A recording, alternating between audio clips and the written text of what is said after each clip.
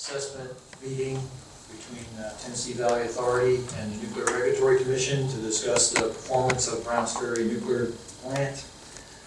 Just as a reminder, this is a Category 1 meeting between the TVA and the NRC, and the public is invited to observe and ask questions near the end of the meeting.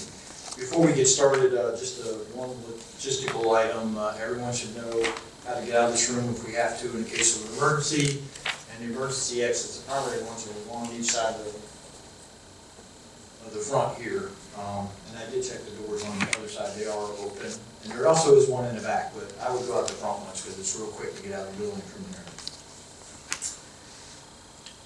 The purpose and just a little bit of what we're going to do for the meeting tonight is to present our assessment of Browns Ferry's 2014 performance over the year and their current safety performance as we see it. We're going to discuss a little bit of how we came or arrived at our assessment, what we did, and the results of that assessment, and then we'll talk a little bit about our plans for continued oversight in the future. And also, I'd like to ask you if you're here in attendance to provide feedback on the meeting. We do review those feedback forms. In fact, we do make changes based on those feedback forms. The start time of the meeting tonight was actually set based on feedback that we received from a prior Browns Ferry meeting, in which we started at an earlier time, and we received feedback that that was too early. So we adjusted the start time. So we do pay attention to that, and I would encourage you to please give us your feedback. I want to introduce the NRC participants that we have here tonight, and then I'll allow TVA to introduce their folks. All the way to my right is Mike King. He's a branch chief from the Region 2 office. Then we have, to my immediate right, Dave Dumbacher, the senior resident inspector of Browns Ferry. Also here tonight from the NRC headquarters office, Ferry Sava. Ferry is the project manager for the Browns Ferry nuclear project. And we also have Joey Ledford. Joey is a public affairs officer in Region 2. Charlotte White, don't want to leave her out. Charlotte's our admin assistant that keeps us all straight, set up all the details of this meeting. And finally, last but not least, is Adam Rue. Adam's the resident inspector and works with Dave at the plant every day. We have another resident inspector, Tom Stevens. Tom is away on leave this week. Mr. Ross. Thank you, Mr. Wirt. I'd like to appreciate the opportunity to introduce ourselves. I'm Steve Bono. I'm the site vice president at Browns Ferry. Land Use Plant Manager, Browns Ferry. And I'm Kevin Bronson, the senior site vice president at Browns Ferry.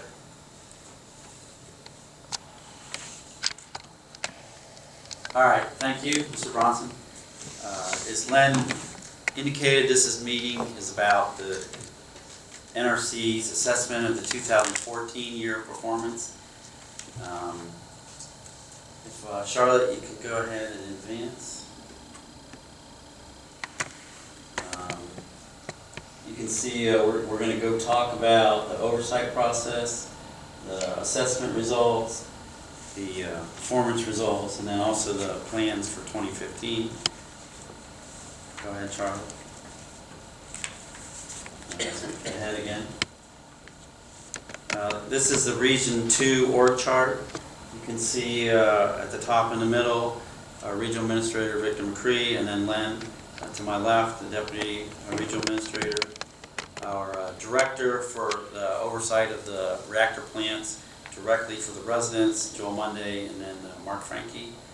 And then, as Len mentioned, to my right, Mike King is our branch chief. And then we do have 3 residents at the Browns Ferry site every day. And you know, I'm kind of biased. They do a good job. I think the guys are very engaged. And if you look over to the right on that org chart, the NRC also does basically team inspections. Our Division of Reactor Safety, Tony Godey's the lead. We got Mark Miller as the deputy, and then our project engineer, senior project engineer for our branch is Eric Mitchell. Next slide, Charlotte. Strategic goals. The NRC's focus is on safety and security, ensuring the health and safety of the public and the environment, the protection of that. That's what all of our inspectors are focused on and here to do. Security, we ensure that the nuclear and radiological radioactive material is protected and managed correctly. Charlotte? The should say oversight process. Can you go back one? It's the forward one. Okay. All right, we'll go with that. The regulatory framework, directly addresses our mission. As I said, public health and safety. There's 3 performance areas, specifically the reactor safety, radiation safety, and then safeguards. Safeguards is the protection of the nuclear and radiological material. With those performance areas, we have 7 cornerstones: the mitigating systems, the initiating events, the barrier integrity. Those are the 3 that the most input is from the resident inspectors. The others, the the emergency preparedness, occupational radiation safety, public radiation safety, and physical protection. The residents do look at those areas, but we have a little more focus in those areas with our team inspections. Usually they come in for a week or 2 at a time. Go ahead, Charlotte. There's one.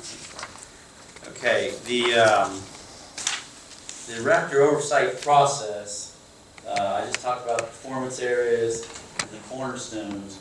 We have 2 ways of looking at the safety aspects of the plant.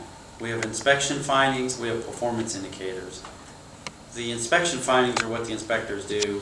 We go out in the plant, we look at the compliance aspects, the safety aspects, and then, if appropriate, we document those in reports.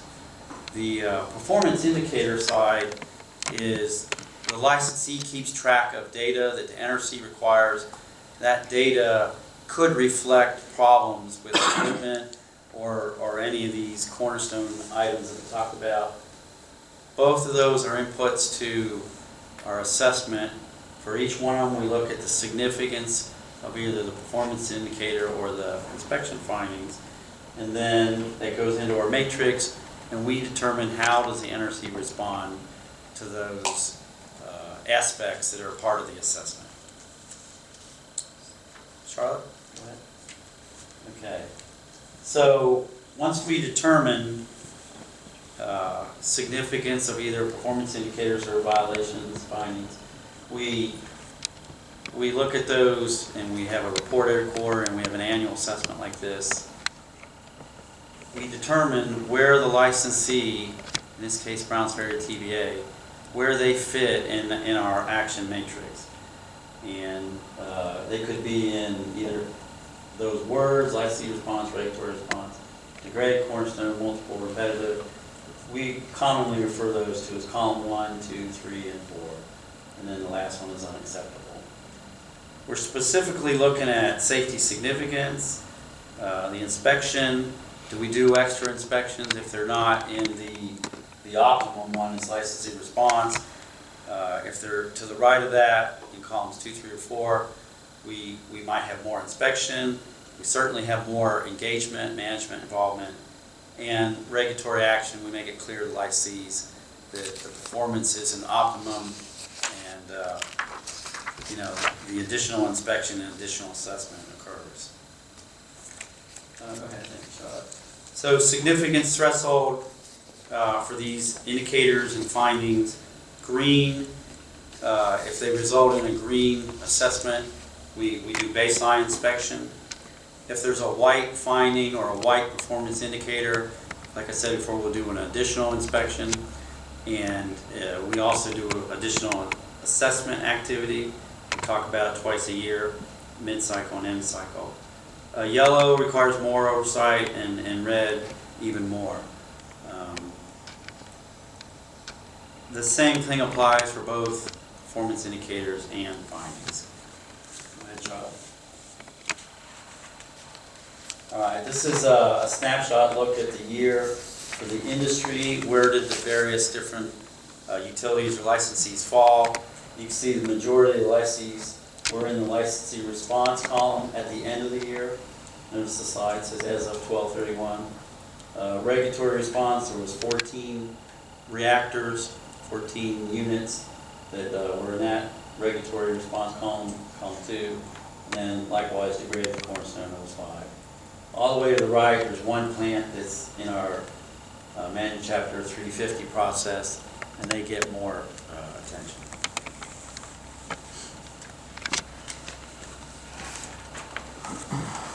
Okay, Charlotte, you got it? Thank you. So, this one is talking about how many actual findings were there. There was 703 total green findings, 16 total white, and 3 total yellow. Charlotte? This is the corresponding slide for performance indicators. You can see there's a large number of performance indicators evidenced by that 6783. Of all the performance indicators that the licensees put together and they submit to the NRC, there was 16 that resulted in white performance indicators and none in either the yellow or red. Go ahead, Charlotte. So, annual assessment summary. Browns Ferry nuclear plant operated the plant safely in a manner that did preserve the health and safety of the public and protect the environment. Beginning of the year 2014, in the first quarter, Browns Ferry Unit 1 was in the multiple repetitive degraded cornerstone column. That's column 4. Unit 2 was in column 3, the degraded cornerstone, and Unit 3 was in the regulatory response. So as I indicated earlier, that meant additional assessment items, additional inspection, and the following slides will talk about some of that. Okay, Charlotte, thank you. So, in April of 2014, the NRC completed a 9502 inspection for Unit 1 and 2. That was based on the results of this inspection. Browns Ferry Unit 1 and 2 both did transition to the regulatory response column beginning in July. So they went from 4 to 2. In September, we had an additional item that was white, and that required a 9501 inspection for all 3 units. It was applicable to all 3 units. It was associated with emergency preparedness staffing. We did that follow-up inspection just to make sure everything's right, and that was completed October 1st, 2014. Based on that, all 3 units transitioned all the way to column 1. At that point, they were all in column 2. They all went to column 1. With each one of these, we do an assessment. We determine did they do the right corrective actions? Are we comfortable for moving them to the column to the left? Next slide, Charlotte. Okay, so this is kind of breaking down those additional inspections we did. The 9502 supplemental inspection done in April 2014, there was one performance indicator related to diesel and emergency AC performance. There was another one related to the safe shutdown procedures. We completed that. Notice for the members of the, oh actually it's not up there. Mine all these are in Adams. You can get the results of these inspections. If you want, on our handout, Gary, the ML numbers are there. It makes it easier to get to Adams. So we did the 9502 in April. Again, we had an additional white finding inspection, 9501 in January. That was related to Unit 3 scrams. And then in September, as I said, we did the 9501 for the emergency preparedness staff. Okay. Thank you, Charlotte. So for the year in summary, we had 4,500 hours of direct inspection activities from a combination of the residents and the team inspectors and such. We actually do more inspection than that. That's just what we call direct inspection. We did have 3 residents on site for the whole year, and the residents were providing daily feedback to the region on what issues might have transitioned, what can occur, and what we were maybe concerned about, work through those. There was 13 regional baseline inspections for the year, and then there was 3 major team inspections. One was a license renewal related inspection, what we call post-approval site inspection. There was a problem identification resolution inspection. Those occur every 2 years. That happened early in 2014, and then triennial fire protection. So a lot of inspection activities for Browns Ferry. Those all resulted in the assessment. Based on that, all the performance indicators were were green, which is the optimum. There was 9 associated green inspection findings, and that's what input to our assessment. For 2015, we're going to keep going with our baseline inspection, and Browns Ferry Unit 1 had been in column 4, and based on that they had performed a confirmatory action letter performance improvement plan. As part of that plan, there was high-level immediate things that we wanted to confirm were okay. We call that Cal Tier 1. They completed those, and we had completed an inspection actually at the end of 2013. And for this year, the resident staff, we're going to continue to look at their long-term performance improvement Cal Tier 2 items. So that's our focus. The baseline, that's what our process tells us to do. On this side.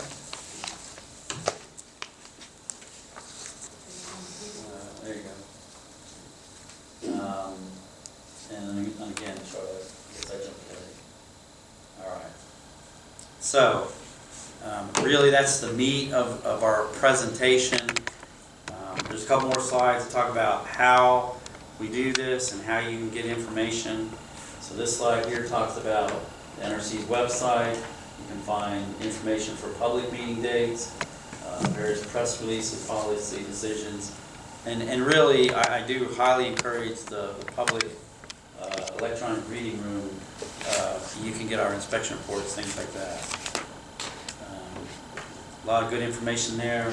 Charlotte, if you could go to the next slide. You can contact the NRC by phone. You can report an emergency. You can, if you have a safety concern, call that second number down. There's an email address, the allegation@nrc.gov. Same thing, if you have a concern, you'd rather email versus a phone, you can use that email. And then just general questions, you can go on the website and actually get through to somebody in the NRC. You can contact them and get a response.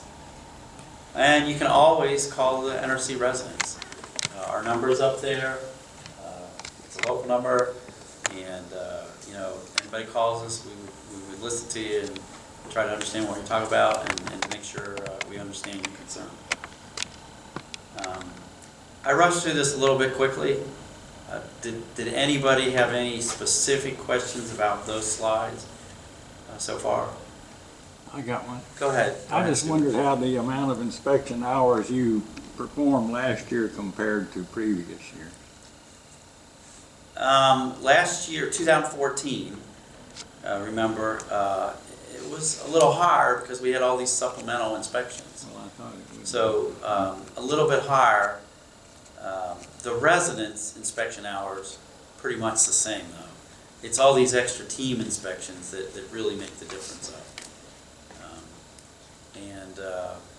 So yes, there was more a more intrusive look at the licensing. That's correct. Does that help you? Okay. There's still another slide or two. Charlotte? More ways you can gather information related to nuclear power and the NRC. You have the Japan nuclear accident website. There's an ops experience link you can get. There's JLDs, the Japan Lesson Learned Director. You can go ahead and email and get feedback from there. Of course, always the Public Affairs Office, both the email and the phone number. Again, Charlotte, one more. And then last, all these are links. We're in a digital age. People that are good with that kind of stuff, you can get information via those links, blog, Flickr, Twitter, YouTube. Really, that's all our slides. The last one says end of presentation. So you know, Dave presented our formal presentation work, but just a couple comments. So, you know, the intent of that was to basically describe, you know, how did we get to our assessment that we have for Browns Ferry for this year? You know, what did we do to get there? So hopefully we convey that at a high level, and you're welcome to ask any other detailed questions that, if you want to. And then we talked about what the assessment is and what it means. And then last but not least, we talked about our regulatory oversight plans going forward. And I'm sure TVA would agree, this has been a long journey for Browns Ferry and for TVA since about the year 2010, I think is when they started on it, for them to get back to the column 1 level of performance. And I just want to say that many of our conversations with TVA and many of their own internal actions have revolved around the issue of what we call sustainability and whether they can continue to improve their performance. I just want to make sure that you understand that we're not, because they're in column 1 doesn't mean we're shutting our doors and we're walking away. We're going to maintain the same regulatory oversight we do every other operating unit in the country, with a little bit more that we talked about with the details. And we do expect, and we have indications, that the licensee, Tennessee Valley Authority, is committed to continue to improve their performance. And with that, I would offer the opportunity for TVA. Mr. Wirt, a couple of remarks that we'd like to make. One, we appreciate the feedback, and it is encouraging to us to see progress in the reactor oversight process. But in our view, and we understand the NRC expectations, that meeting regulatory requirements is a minimum standard. And our goal has always been at Browns Ferry to be one of, if not the best operating plant in the country. We recognize that gaps still do exist, and that the same urgency is required to close these gaps as we've shown as we've gone through the regulatory recovery phase. We strive to use a self-critical eye when we examine our own performance. Our focus remains on workers' and leaders' behaviors, equipment reliability, and the programs and processes to support excellence in these areas. We also recognize that sustainability is a key to our future, and it's required for us to reach our goals. We do strive to leverage a corporate organization that has talent, and we can leverage that. We also encourage an oversight model by the corporate organization so that they examine our performance also. In summary, we are encouraged by our results in the reactor oversight process, but we are not looking in the rearview mirror. Our focus is always toward a goal of industry excellence. To support what Steve just shared for some of our goals and our commitments to excellence, just to add a little bit of perspective, the corporate's gone through some restructuring to build bench strength at the corporate level to be sure that corporate is intrusive and driving the whole fleet at TVA to excellence. And in fact, my position is a recent addition to the site as a senior site VP, and that's part of that commitment to excellence that TVA is now and in the future going to drive station performance. So I'm very confident I'm joining a very strong team, but a very strong team still has a lot to work on, and we got a lot of opportunity. Okay, thanks. I appreciate the comments, Mr.